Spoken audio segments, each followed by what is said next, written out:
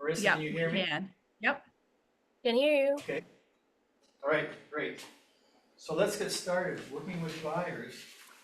Um, so we're gonna have a discussion, a conversation about working with buyers, that sort of thing. And I wanted to start with a few years ago, when I started this profession, about 18 years ago. I worked for a company, I won't say their name, but it's a big company. And I often heard from agents who have been in the business for a while, a common thread or a common statement they would make when I was working with buyers, they said, buyers are liars. What they meant was, when they were working with buyers always change their mind with respect to what they're looking for, where they're looking, the price, that sort of thing. And I quickly learned that technically buyers aren't liars, it's agents aren't getting the information they should be getting to start with. So they assume that buyers weren't being truthful or whatever. So I'm going to talk about buyer consultation, and it's important for buyers to sit down with buyers and have a consultation with them and ask them about their needs and their wants, that sort of thing. But you have to do it systematically. So, and it's a discussion rather than a presentation. It's just a discussion with the buyers. And one of the buyer consultation, it's a great opportunity to pave the way to an effective relationship and a long-term relationship with your buyer, because your buyer is, when you're working with buyers, it's not just a one-time thing, because buyers will hopefully buy again, or they'll sell and buy again. So you want to develop that relationship. And I think if you do it in a systematic way, professionally, you'll lead the way to retain those clients for lifetime and get referrals from them as well. So you do a good job, you're going to get referrals from them. So that's the goal with the buyer, developing buyer. So I'm going to just read this out to you, if you don't mind. This is a Sean Kokoska was a mega agent, or is a mega agent, and a buyer specialist with the Kokoska team. And years ago, Sean, who became a very, very successful agent in the U.S., he learned the importance of always doing a buyer consultation the hard way. So one of his first things he did was, it was his wife's birthday, and he promised her that he would spend a day together. The first thing in the morning, Sean gets a call, and it's a team's call coordinator just talked to some very motivated buyers who only needed to see the inside of one of their listings. If they liked it, they would buy it. Sean started after commission in his head, because we all do that. I do anyways. How much commission can you make on this sale or this purchase? So it was a hot market at that point in time, and the house was in the $500,000 range. He told his wife that he'd meet the buyers at their house at 9:30 in the morning, have an offer written by 11 at the latest. They would still have the rest of the day together, a nice commission check coming down the road to celebrate along with her birthday. So Sean met the buyers at this house, and they loved it. And he went to the close and he said, "Would you like to write an offer?" And they responded, "Yes." But before he could get excited, they continued. They said, "Thanks so much for letting us inside. We will have our real estate broker write the offer today." So these guys already had a real estate agent. So this is the turning point for Sean, because he decided at that point in time he's never going to do that again. And he lost half a day with his wife and that sort of thing. So he decided then and there he was no longer going to organize his precious time around the whims of the buyers. Bitter disappointment on such a special day ultimately left to the creation of systems that he uses still to this day to ensure that his time is used effectively as possible. And I've done that myself a few times. Me too. You jump, like, I used to call the Pop-Tart agent. Someone calls, you want to see a house, and you drop everything and you rush to the showing, only to find that they don't have the money to buy a house because you didn't ask the right question. But how much did they have to spend? How much were they qualified for? That sort of thing. So that all comes into the buyer consultations system. That recently just happened to me, and I spent $200 paying another agent to go do the showings because I was out of town. Right. And then a month later, they're like, "We already bought and sold." Yeah. Not even a month later, like weeks later. So that's why I said, like, from the get-go, buyer consultation is an opportunity to develop a relationship with your buyers, and more importantly, help them buy a home, and you get the commission, and you have a lifetime client. Joby, can you move to the next slide? So what we're going to look at here is a buyer panel that I found in KW, which will show you what Can some we of the get rid top. of this? Pardon me? This meeting is being recorded, can we? Oh yeah, Joby,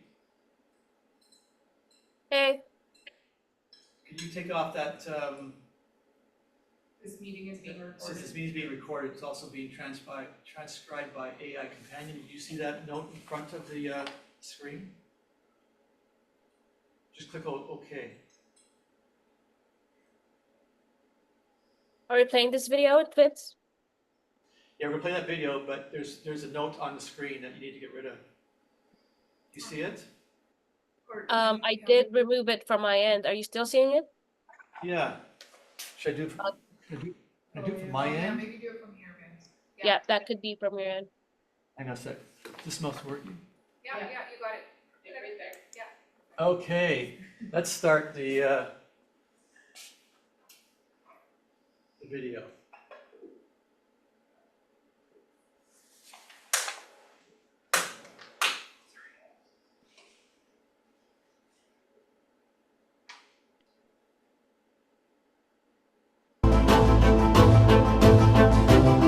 Hello, everybody in the real estate world, and welcome. This is our second all-industry open house, and we're so glad you came. As the industry moves closer to this August 17th deadline, where changes will be happening, we thought we'd come back to you and update the frequently asked questions that we... Joby? It's I'm the sorry. wrong one. I'm- It's the oh, buyer, it's the- it's the buyer consultation one. Oh, it's the one that is linked here, though. Yeah. And then you move down, move the whole thing down to buyer consultation panel. Keep going. Keep going.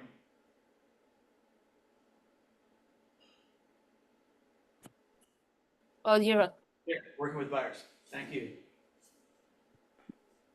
We have August 17th, formerly known as this Saturday, upon us. And from what I can tell from speaking to each of you, you're not worried in the least. So I want to unpack this, and I want to provide the same confidence that you have to everybody else. So let's start on the end. Jen, how are you? I'm great. How are you? And you, I'm fantastic. You have the dubious distinction. You worked personally with 250 buyers in 1 year. A couple of years in a row. Yeah. That's absolutely tremendous. Thank you. So I want to talk through this. And the way that I think about it is the same things have to happen in everyone's business, but we do them differently. Mm-hmm. And so the first step in this is getting the lead. What's the first thing you do when you get the buyer lead? Well, we set the strategy session, right? So I know that we talked a little bit yesterday on the coach panel around their conversations to practice. The first one is the ability to capture a lead and get them to meet with you. Sure. So then you move into this buyer strategy session. So they come in and we build rapport. We talk about the market, right? We talk about what do they know about the market. I'm asking them. Because the worst thing to do is just simply tell them, right, what they may already know. So you ask the question and you say, you know, Mr. or Mrs. Buyer, what do you know about the market? And when they give you the answer, you do one of two things. You either validate what they already know or you educate them. And we educate them with statistic and story. Everybody will say that they're a numbers person, yet many people are going to be swayed by the story of the buyer that won, the story of the buyer that didn't win, right? You can use it both ways, and I think that becomes then that conversation. The quality of the conversation that you'll have in that strategy session will have a direct correlation on your conversion rate. And are you doing that in person or over Zoom? Prefer to do it in person, right? I think when I get in person, I have the ability for them to feel my energy and for me to feel theirs. If we need to do it on Zoom, I absolutely will. I learned from one of our MAPS coaches, though, you simply ask them to adjust the camera, right? Mr. or Mrs. Buyer, could you adjust the camera? I want to, I can't quite see you right. What we're doing is we're adjusting it so we can still see body language, even on Zoom, right? Are they leaning forward? Are they bored, right? What's going on? So what we're doing is we're simply saying, I'll meet you where you're at. Wherever a buyer is at, I want to meet them and I want to help them, whether it's right now or 18 months from now. And so we'll do it in person as a preference, yet on Zoom would be a great second option. And do you get the person who just says, look, I don't want it, I don't even know what a strategy session is, skip that and just meet me at the house I want to see? Lots of times. And what I'll say is I'm not a Pop-Tart, right? I'm not going to jump and run, right? So somebody calls, I'm not going to go just simply show them a house.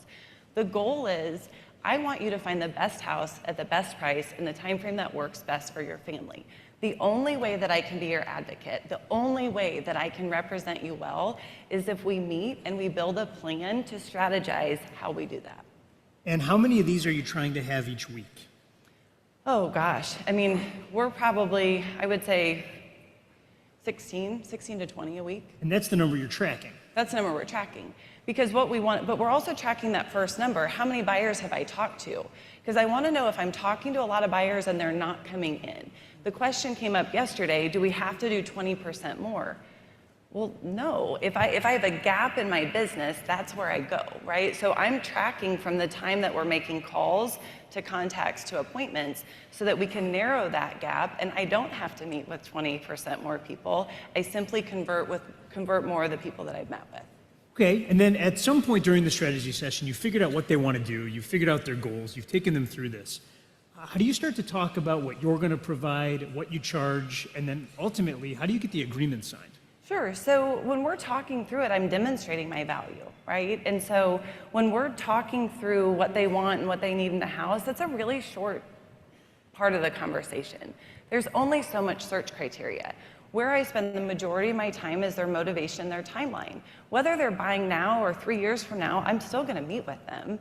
I'm just simply not gonna start showing them houses that aren't gonna work for them or still be in the market when they buy. So we're demonstrating the value. When we get to the end, I simply say, Mr. and Mrs. Buyer, do you know how I get paid? And there's usually the answer of, I think it's this, right? I think somehow you get paid by a percentage or this, and I know that I'm avoiding anything specific. And we just simply start the conversation then. And I say, yep, that's how I get paid. Let me explain it to you. There are 3 ways that I can get paid. The seller can provide all of my compensation. The seller can provide part of it, and then you would make up the difference. Or the seller could pay none of it, and at that point, you and I will have a conversation, right? This is what I charge. You're gonna know it before we walk into the house.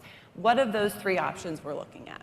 It's perfect. Thank you. You're welcome. Allison, 95% of all the appointments you go on with a buyer culminate in a signed buyer's agency agreement. Yes. Tell us exactly how to do that. Yeah, so I have always used buyer agency agreements since I started in real estate. But if I were a new agent and I were looking at just doing this for the first time, I think I would really come from contribution and I would look at education because that is primarily how I get it signed. I walk them through the entire process of what it looks like to buy a home in Philadelphia and Pennsylvania. I walk them through the first 2 pieces of paperwork they're going to see in any transaction. That would be a consumer notice and a buyer agency agreement. And then I'm going to walk them through setting up their MLS portal together. I'm providing my value right up front. I'm showing them, I'm demonstrating, just as Jen said, what my value is right from the go, right from the jump, so that they know by the time they get off that call that I am worth working with. And you do this via Zoom? I do this via Zoom. What I learned through the pandemic, I have a 3.5-year-old, a lot of people are busy and they don't want to travel to my office. So we do this on Zoom. Prior to the Zoom consult, I have a team of admins. I have 6 admins. One of them will send out a client intake form to the buyer, as well as the Zoom link and the calendar invite, so that we have their search criteria, we have all of their information right there, and it helps me customize the consultation to them and their needs before I even get on the call. And you're taking them through the paperwork of how they're ultimately going to be making an offer. How and when do you talk about your compensation and the buyer's agency agreement? Yeah, I do it second. So immediately we're going to just quick, look at their what their criteria are. Then we're going to go through the process, which for me is I literally have a roadmap, right? It's like a decision tree. Here's where you can terminate. Here's where you can't. I want people to visually see this as I talk them through it. So I'm hitting both auditory and visual learners on the education. And then after we finish that, I say, let's talk about the paperwork. And so we do consumer notice. What can I and can't I do? in any situation as a realtor. Toby, And stop also, that. how do I get paid? And just like Jen, I talk about compensation right from the jump. And I always say there's actually 4 ways, right? The seller can do it. We can roll it into the agreement, moving forward. We can roll it into the loan, or you can make up the difference in cash. And when I come from contribution and I explain that to someone, and I'm clear and I'm concise, they get it. And sometimes they ask a bunch of questions, and sometimes they say, wow, that was a lot of information, but I really get it now. How long does your consult take, your strategy session? Yeah, I spend a ton of time up front. We're like an hour to an hour and a half. And I really pour into someone right up front so that, between 95 and 98% of the people I meet with sign with me, which is how I do a big business. I love that. Yeah. Robert, how many buy-side units is Lucido Global going to do this year? Over 1,000. Over 1,000. So it's safe to say y'all have had to become experts at presenting your value. That's fair. So walk us through how y'all think about it. Okay, so there are 4 main ways that we seek to drive value. The first is driving the dream outcome. The second is the perceived Joey. likelihood of success. The third is time Yes. decay or delay. Can you The stop that? fourth is effort Can you and pause the sacrifice. video, please? Okay. Now, Sure. Okay, great, thanks. Sorry about that. So you talk about a number of different things. And I've got 3 things I've written down that we talked about. What did you get from that? I wrote some things down about how, like, one question to ask is, what do they know about the market? Like, that's something that I never really ask, because you kind of just start talking and you just go on about it. So I think that would be good to ask them, what do you know about the market? And then you can. So that's education, right? Yeah. What did you? For me, is to sign the VRA. Yeah. Because I will have all the conversation, the pointers. And that's something that I was doing when I first started as a full-time agent. And that was a very successful thing for me and then all of a sudden, like, now I don't do it, or I didn't do it, right? And then I'm like, okay, I need to do it, because there's so many agents that just don't even bother. And then you hear and you're like, oh, okay, maybe I'll just not focus my energy on VRA. Because of that experience, I was able to sign, because you're focusing, focusing your energy on, like, just getting the paperwork signed. It's not as daunting as we make it in our heads, I feel. Just have the conversation, because if they don't want to sign, then they won't. Yeah, So the you're com- not wasting your time. So the common thread that there's a third person too, we won't listen to him, but it's the same thing. So you talk about strategy session, you talk about meeting with the clients, whether it's by Zoom or personally. I actually do Zoom a lot. And it's also about what is the process and what's the unique value proposition. So if you know your unique value proposition, you can tell your clients, this is what I bring to the table as well. We all have unique value propositions, which I won't get into a great deal here because that's a whole nother session. But anyways, the idea here is you educate the client, you tell them what the process is, and you have them sign the representation agreement if you can do it at that point in time. Otherwise, you're probably just wasting your time because they could walk away from that whole meeting and not sign with you. One thing I want to make clear here too is this is a buyer session. It's also going to be a tenant session, right? When you're representing a tenant, same thing. Yeah, you discuss the process. You discuss what your value is. It could be visual or it could be detail in script. Does anybody own a home? Own a house? Do you own a home? Okay, so do you remember when you bought that home? Yes. Do you remember your representative, your agents, what they did with you, what they told you? My agent was Laura Inward. Oh, okay. So yes, I do remember, like, what, she asked me and my husband to come in. We did a buyer consult in this office. Yeah. This is before I was an agent, obviously. And when I know Laura's a really great agent too, so she talks about the process, she talks about what her value is, what she brings to the table. When you bought the house, did you find the house was, everything you wanted? So I looked, I mean, when you say buyers are liars, because the search criteria we told Laura to do, she did that, but then I end up finding the house not in our search criteria and found the house on our own, and then brought her, and then we went to the open house and blah, blah, blah. did all So was the that. house 100% what you wanted? No. That's the point. The point here is, and Oh, okay, yeah. I talk to buyers too, or tenants. So we're gonna find a house. I'm gonna show you 10 houses. We're gonna find a house. Actually, of 10 houses or whatever number I'm gonna show you. At the end of the day, are you ready to buy? Ready to make a decision? And they may say, well, they may not know, or they may say, well, unless it's 100% what I want, I probably won't. Try to instill within the fact that you can never buy a house or find a house or an apartment to live in that's 100% what you need. We're going to work towards 90%.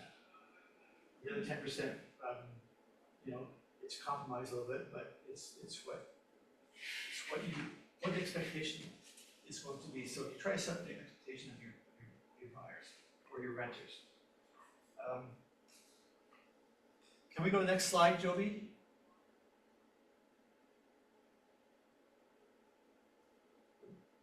Okay, so again, I mentioned buyer consultation is a great opportunity to pave the way for an effective and long-term relationship with your buyers.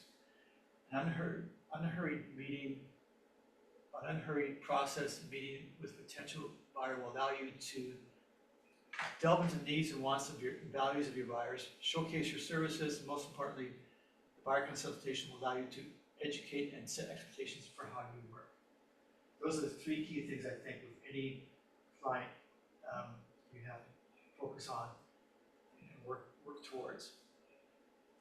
It's always easy to get excited about working with a buyer and want to run out and show them everything you can show them, and at the end of the day, you may have shown them 20 places and haven't made a decision, can't make a decision because you haven't outlined what their needs are specifically. And that's what your goal should be, is really get to the buyer consultation, the right questions. And I would treat it as a consultation necessarily, or it's not to be brilliant about questions. Just conduct it as a conversation. Basically, that's it. You don't have to.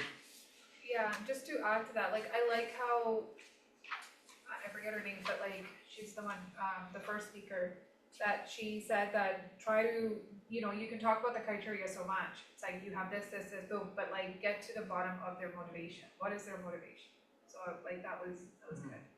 So I work towards, what are the 5 must-haves?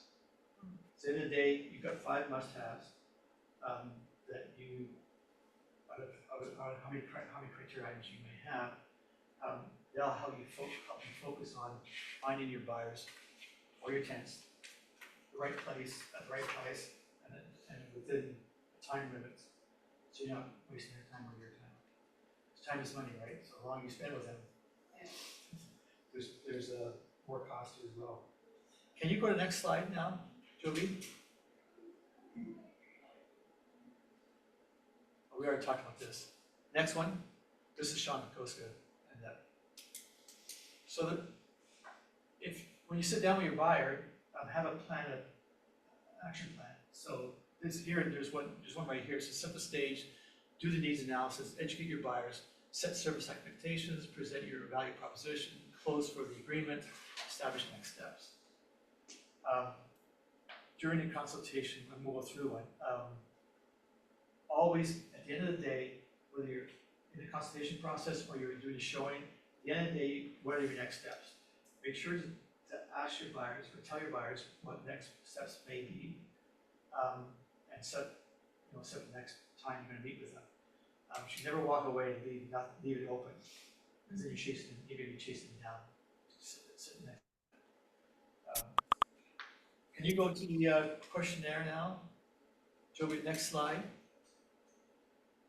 So like, when you do it, when you're meeting somebody like that you don't know and you just met them at like whatever, either you door knocked or whatever, like open house, you go and see them and they wanna, like, let's say if you're going there for a listing presentation, Mhm. and then at the same time, you should talk about, because they're gonna sell and buy something or move out, right?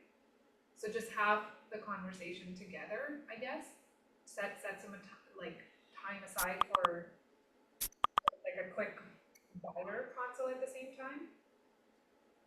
In the case where you have a seller and a buyer, Yeah, like let's say if they invite you to be like, can you tell us how much my house is worth?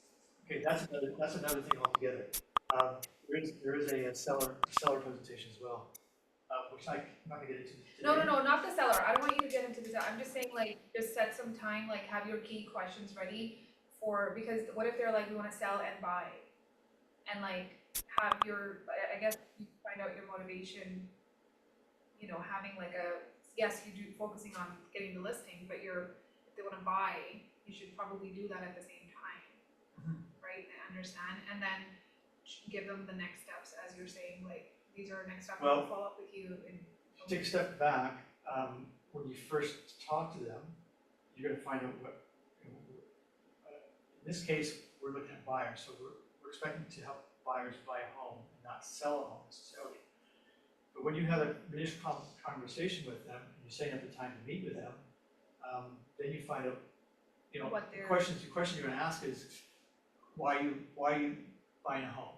Right. Why are you looking for a home? And try to find if they actually, and you ask the question, are you selling a home at the same time? Right, That's one of the basic questions to ask at the start of At the the conversation start, before you even meet with them. So you can have your questions available at the meeting and have your strategy session set up to address those issues.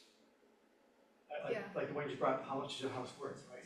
right, You may want to know how much the house may be valued, what the market value of the house is today, and see where they're at with their thinking about what the value of the house may be. right. Yeah. Can you go to the next slide?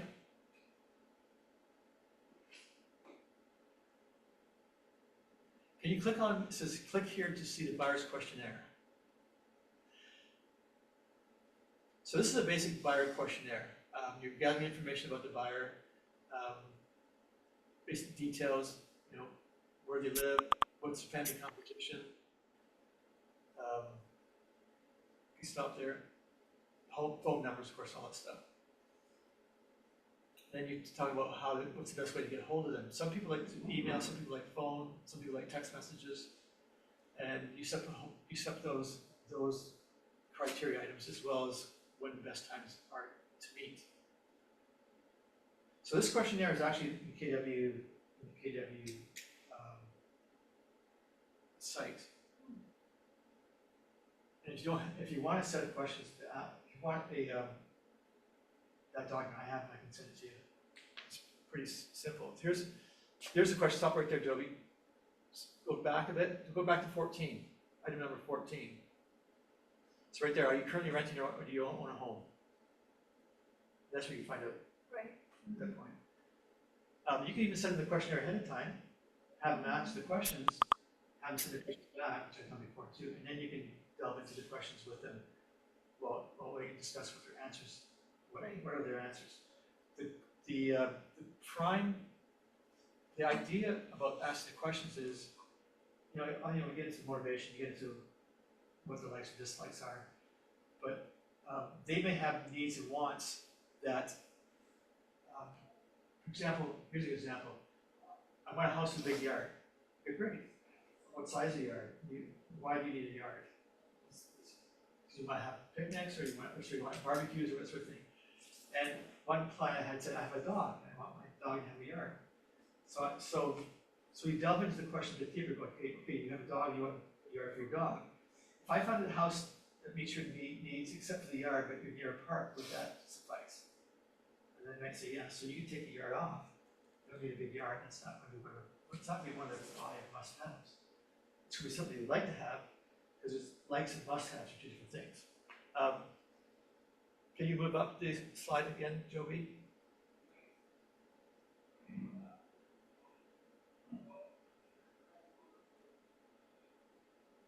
Oh yeah, so I won't go through the rest of the questions I had there, but again, when I was talking about getting down to the nitty gritty, so you're trying to delve into what are the questions what are their answers to the questions that they have, and why do they need, what do you think they need? So,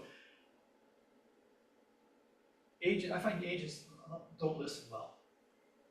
So the first thing about it there is that listen and take notes. And don't try to jump into and ask questions right away. Try to delve into each question or to each answer they have, so you can get an idea of what their must-haves could be. Again, never assume anything, and also make it a dialogue, make it a discussion. Don't make it an interrogation. So you want them to be as open as possible. Move the slide up again.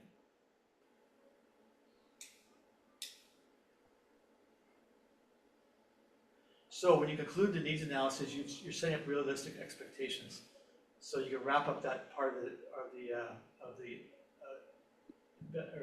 consultation with getting down to what they really need, what they want, not what they have to have.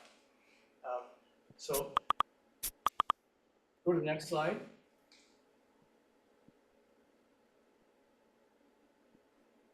We have the 5 must-haves. So there's no such thing as 100% house that meets 100% of their needs. It's probably 90-95% maybe something more realistic. Again, that's why we get down to the 5 must-haves, because every house you're going to show them, you're going to go through the must-haves with them. See that house meets all the must-haves. Again, when you finish that consultation, you have all the answers for all their likes and dislikes that they need. You can have a better conversation at the end of each showing.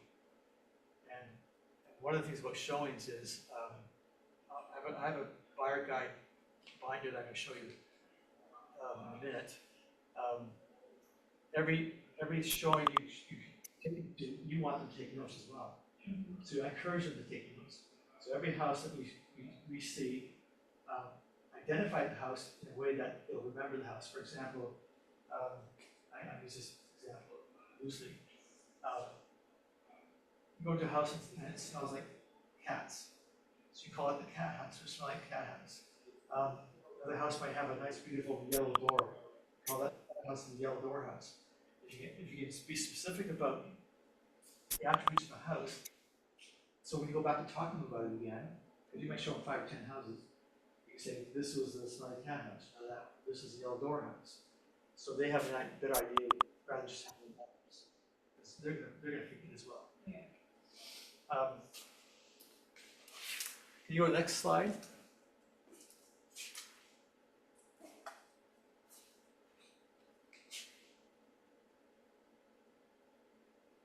Okay, so this talks about, again, about the 5 must-haves. We talked about recording client priorities. Joby, can you take the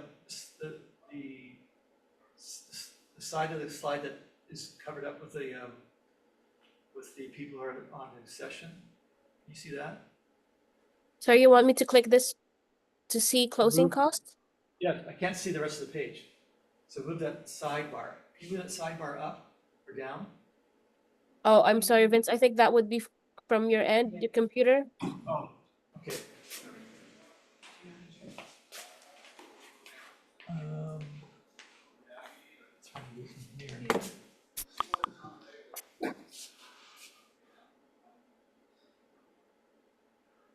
We can reduce it maybe. We could just, There we go. Okay, that's better. there, Awesome. minimized. That's good. So Yeah, if anybody has questions, just raise your hand. I guess Joby will let us know. So this talks about the 5 must-haves again, and then beyond those, we're discussing with them beyond those 5 things. What is something else that you want to have? If you did have something else, what would that be? And if you could have at least one last thing to make this your dream home, what could that be as well? So the reason why we're doing this is because we have the 5 must-haves, but to try to get an idea of what really is the top 5 must-haves. Delving into those must-haves, you may bring up something else that has a better, stronger priority than the 5 that you have down there. also talk about closing costs. When I'm doing buyer consultation, it's a good idea to talk about closing costs, because a lot of buyers don't know how much it's gonna cost them to close. And as a general rule of thumb, I use about 4% of the purchase price as your closing cost. So they have to have that amount of cash in the bank, because they're gonna have to have that money at the end of the day before we close. And the closing costs obviously includes land transfer fees, as part of it, any mortgage costs, mortgage application costs, that sort of thing, moving costs. So you should try to develop a list of items that are included in the closing costs, and have that as an example for them to see, then they'll know how much money they need at the end of the day. There's a lot of good information online you can find about closing costs on a house, and try to make sure it's Canadian and not American. Can you click to the next page? So, sorry, you said 4% of the purchase price? Well, roughly 4%. So the purchase price is like $1 million, you need 40 grand. Right. That makes sense? Yeah.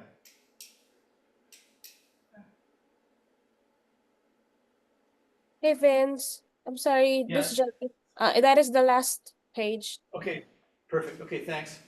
So here's something I developed a long time ago. It's a binder that says, this is my client Maida. Maida's buying binder and notes. I don't know if you guys can you see that? So in here is going to be, and I give this to the client, I say, you have to bring this to every showing. You give that to the client? Yes, I make it up for them, and I say, you have to bring this binder to every showing, because in here is showing, and it's the client version, the date of showing, and they can make notes in here, so every showing, they can make notes, and I also make sure that the date and the time of the showing up here. But if they have it, so you ask them You to have- print it? You have your own, no, I bring it to them. Yeah, Oh, and you then- bring it to them? And then if you go on a second showing, he would just have the new MLS sheets Yeah. with the dates. So I and create you just every add it. MLS sheet that we're gonna show them, I even punch it with 3 rings, so you put the binder right away. Okay. So So you have your own and then I you have my give, own, and and they then so have when theirs. you go to the showing and then you're like, here's your binder? I do right off the bat, yeah. Okay. First showing, I say, here's your binder, I want you to bring this binder to every showing. In the binder will be the listing and space to use notes. And also in here I have the 5 must-haves. Just reminded that the 5 must-haves that we agreed upon is here. Okay. You guys see this? It's a 1.5 inch binder, a 1 inch binder, Yep. 3 ring, where I put all my information into there. So included in this binder is their the 5 must-haves, as well as their buyer designated representation agreement. So the agreement's here as well, That they have signed. that they have signed. I put it in plastic, so it's right there. Also a copy of the agreement purchase sale, so they know what the agreement purchase sale might look like, and you go over with them before you do showings, or during the consultation. For listing their house. So this is what they'll be, Oh, buyer, okay, got it, the agreement APS, purchase sale. yeah. So it's just an example of one. I put in their buyer's guide. This is a buyer's guide that we produced, our team produced, which goes through the process. The buyer guide has all the process of the transaction, from the start to finish. And some black pages for notes. Can I see after when you're done? So, Sorry, Vincent, do you give them, the buyers, a copy of that? Or is that just something you present and then yeah, I guess it's, that's their how do you I share produ- that? I produce a copy for them. So that binder is their binder. Okay, The copy of the representation agreement's in there. It's all there for them to have it. So like, so there's 3 listings in here, Yeah, so let's say we did 3 showings that day. yeah, 3 listings are there. The client version of the listings, so they have space to make notes and stuff. And the date that the showing is and the time. okay, so you're gonna have your own binder, and then you're gonna meet them for 2 o'clock, whatever, and be like, here you go, here's your binder, and You have to bring it with you at every show. you have to bring, so you have to tell them that they have to bring it to Yes. every single showing, the 3 that you're seeing, three that Yeah. you're seeing today, and then they give it back to you after the 3rd. Nope, they keep it. Oh, they keep it, And I bring, the next showings, I bring it with me, it's just the pages. I And you put them- insert them in their binder for the next round of showings. okay, So so you this'll- just like this- take them out, Yeah. and you just like put the, or do you keep the old ones No, in there? I'll leave it in there, and I put the new ones on top. That's That's so why you that have, they can see. that's why you have to date them at the same time, because you want to make sure you know what date they saw them on. And any notes they make is important too, so I make sure they make some notes. Okay, You'd be surprised how many of them actually bring it with them. A lot of them I do if they bring it, because I make sure that this is the important part of the process, that they bring this binder. And it's usually a woman that brings, sorry guys, but it's usually the woman that brings it. Guys don't seem to be organized. That may be a little sexist or a little, it's just the way it is. yeah, okay, and then so basically what you're changing is just the listings, and then they have their first, or their 5 must-haves. Five The must-haves, The buyer representation that they have signed, yes, you put it in copy here, that, and then this is just a blank, blank, agreement purchase sale. so they know what it's gonna look like. Yeah. Oh, that's a good idea, and then your guys' guide, And the buyer's guide that we produce in our team. and you've already gone through this with So the them. buyer's guide is something that we use during the consultation. Yeah, Yes, we go through the stuff, so that's why we get to the back of the buyer's guide, talks about mortgage cost, mortgage, information. right. Okay, So that's the buyer's binder, we're going to call it. It's just a 1 inch And I- binder. like how you have I printed like- some loose pages for, for them to for see. notes. Yeah. And it's a binder with a plastic front to it. So you can insert you create this page, the name on it, or Mr. and Mrs. So-and-so, whatever else. And, they actually, once you've done that, You put the kids' names on there. no. You can do that, you can do what you want, you can put the whole family's name on here. Can I see? Yes, sorry. And now, the last thing I bring, I always have this with me in my car. These are items that you really should have. A hammer. You know why you need a hammer? Why? If you're ever showing in the winter time, the lockbox is frozen, Oh. you take a screwdriver and a hammer and you can, Oh, I've done it before, where you break the ice or whatever, 'cause some lockboxes get covered nicely, yeah, or so this is a must. A flashlight. yeah, Because cell phones have flashlights on them, but they're not really that good, so No. bring a really good flashlight. This costs $10. Because you get some situations where you need a flashlight, especially in darker homes. I also have a tape measure. yeah, I don't know how many times, we said, how big is this room? So we just measure it. yeah. We have the exact size, because you can't rely on the listing sheet to be accurate. Many times I've had people say, I wonder if our culture will fit here. When they're asking that kind of question, you know they really like the house. So if you give them the information right away, Yeah, that may then they help have it. them decide on buying the house. What else? WD-40. If you have trouble with locks, if you ever had trouble with locks, Yeah, this stuff is amazing. You spray it in the lock. And it helps. like if you, when would you use it? I know about it. But like just because they're not greasy enough? Is that what it is? If you get an older house, sometimes have locks that are kind of Yeah. difficult. You don't spray a lot, you don't want to mess it up. Yeah, That's why you need paper towels too. right. Anyways, it's a good idea to have it. And last but not least, I have this. This is a tester. You put it into any socket, it'll tell you whether the socket has a ground or not. The reason why you bring this is older houses, typically in houses that have altitude, you can tell if every socket doesn't have a ground, it's probably got altitude or old wiring. So if it doesn't have, Ground.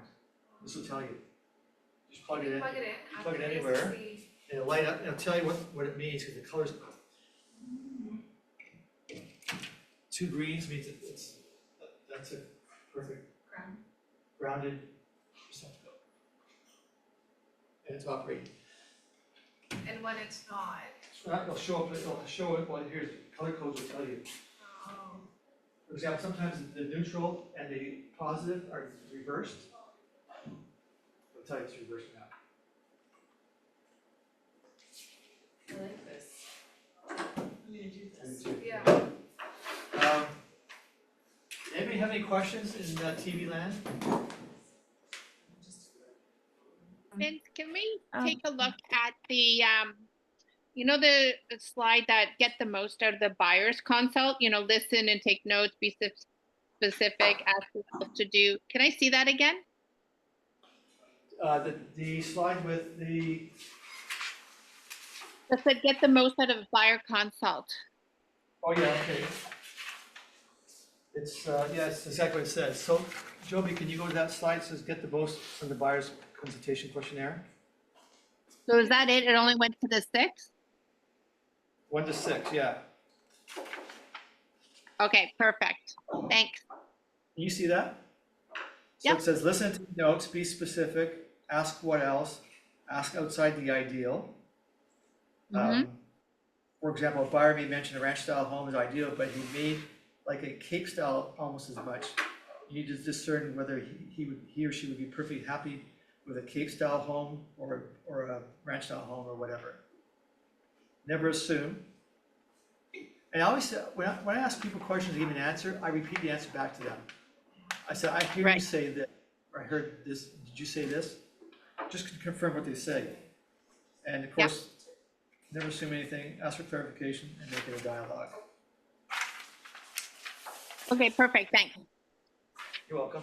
Anything else? Vincent, I like all of the tools that you bring with your when you're doing your showings. Yes. Yes. Yeah. So if you're using a screwdriver and a hammer to basically bust open a lockbox, so you've accessed the key, but the You're not busting the Sorry. lockbox. The lockbox maybe have ice on it. Oh, or I the- saw. Or the numbers Okay. don't, you know how the numbers get stuck? You use a Yes, screwdriver yes. to get the numbers. I don't mean damage the box, no. Oh, I thought you were, I was like, man, you're determined. You're busting open no. okay, I see. Yeah, because it's, the builders use the punch boxes, not Yes. the slip ones. So the punch boxes are the good quality punch boxes are always the best for your own, just FYI. And okay, so I get what you're saying. Yes. Yes. And I like your point too. Oh, sorry, go ahead. Oh, I was just gonna say, I like your point about, clarifying and repeating back because like somebody says ranch house, well, Yeah. we may not know that the people's parents are not very mobile and can't walk up a bunch of stairs, right? So it's kind of just clarifying, okay, well, why would these young people Yeah, need a like ranch? ranch bungalow is one level. Yeah, so this is what I mean, right? Like if it's because I sold a property that was more of a retirement property. Like it was more of older kind of population within the complex. Right. So it attracted a lot of older people. Very zen and great place, but you had to walk upstairs. And so that's the clarifying, right? Like if your legs aren't great or your knees aren't great, then okay, I get it. This is why these buyers are not interested in this property. So it's just a So- point about clarifying. Yeah. So to go along that lines, Marissa, I have a client right now, he's about 75. He has mobility issues himself. So I Right. can't show him, he's buying a condo, I can't show him any condo that's above the 3rd floor. Right. Because he wants to be close to the ground. Yes. I can't show any 2-level condos, nothing with stairs, so he's very Yes. specific what he wants. And Yes, he likes- yes, that's right. So yeah, you have to find out, there's all kinds of reasons why people need things, and a lot of them could be health related, sure. Great, thanks for the Thank you question. so much. That was great. The other thing about this tool bag I've got, I don't use this bag, I have you get, from Canadian Tire, you get these plastic containers. They're like Yes. different sizes. I can have all this stuff in a plastic container, I didn't bring it with me, but that's right, rather than a bag. Yeah. But it doesn't matter what you have it in, as long as you have that stuff, it's helpful. Like in your car, just In my because car. you need it. For sure. Yeah. Oh, another thing also, I also have, most of them I have toilet paper. Now, why would you have toilet paper? Because to make Well, sure that. Sometimes, mostly women need to go to the washroom. If there's no toilet paper there, it's kind of awkward. Yeah. So always have toilet paper for Kleenex. Yeah, Add that to your that's list. a good idea. Okay, I think that's about it. Any other questions? Vincent, where can you access the buyer consult questions? I will send it, if you send me, I can send you the URL on stuff for it. Oh, okay, super. So just send me a text message or something, what you want. Okay, I'll send information. thank you so much. You have my number? Probably. Yes, I do. Okay. Oh, yeah, we talked before, yes. Are you, so Yeah. Vince, what's it called? Michelle's clapping, so. Oh. Thank you, so helpful. Are you able to, I think Marissa just asked, is that like, the question, basically your presentation for the questions? Well, I have on Keller Williams' site, not our own site, Keller Yeah, the Williams' site, mentoring. there's a way to get to the buyer consultation, like what we just saw, Yeah, that's a KW, and it has, I forget exactly where it is, but, it has those videos. Okay. and it also has access to we also have, we used to have a session called KW, or Keller Williams Ignite.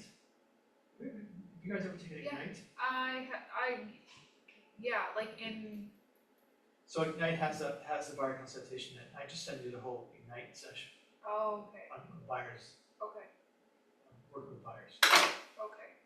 And you can take that consultation, those questions, and you can modify whatever you want, you can change them up, whatever. Yeah, They're pretty good questions. You don't need to reinvent the wheel, right. to get And then, the conversation going. yeah, and your buyer's guide, are you able to share that? Sure. The buyer's guide, that would be very The helpful. link's on our website, I can share it, I can send it to you, I can send you the URL, and that's Okay, it. that'd be amazing, Jeff and I, we just get it on video. okay. Thank you. Yeah, Yeah, this was that's so very good, informative. thank you so much. Hopefully you got something out of it. Yeah. I've got so many, I'm working. Good thing. I'm. Thanks again, Vincent. Have a